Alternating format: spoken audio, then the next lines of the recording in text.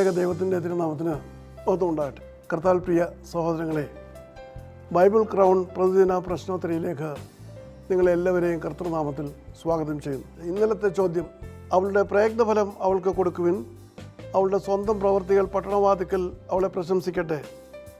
ഇത് തിരുവചനത്തിലെ ഏത് പുസ്തകത്തിൻ്റെ അവസാന വാക്യമാണ്? ഇതിൻ്റെ ഉത്തരം സദൃശവാക്യങ്ങൾ 31-ാം അധ്യായത്തിൻ്റെ 31-ാം വാക്യം. അതാണ് അതിൻ്റെ അവസാന വാക്യം. ഉത്തമയായ ഭാര്യയെക്കുറിച്ചുള്ള വിവരണമാണ് സദൃശവാക്യങ്ങൾ 31-ാം അധ്യായം പ്രതിപാദിക്കുന്നത്. അതിൻ്റെ അവസാന വാക്യമാണ് ഉത്തരമായിട്ട് നമുക്കുള്ളത്. ഇന്നലത്തെ വിജയി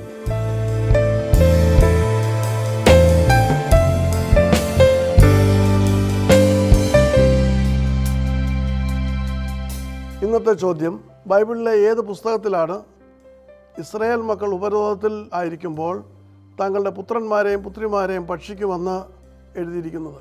ചോദ്യം ഞാൻ ആവർത്തിക്കുന്നു.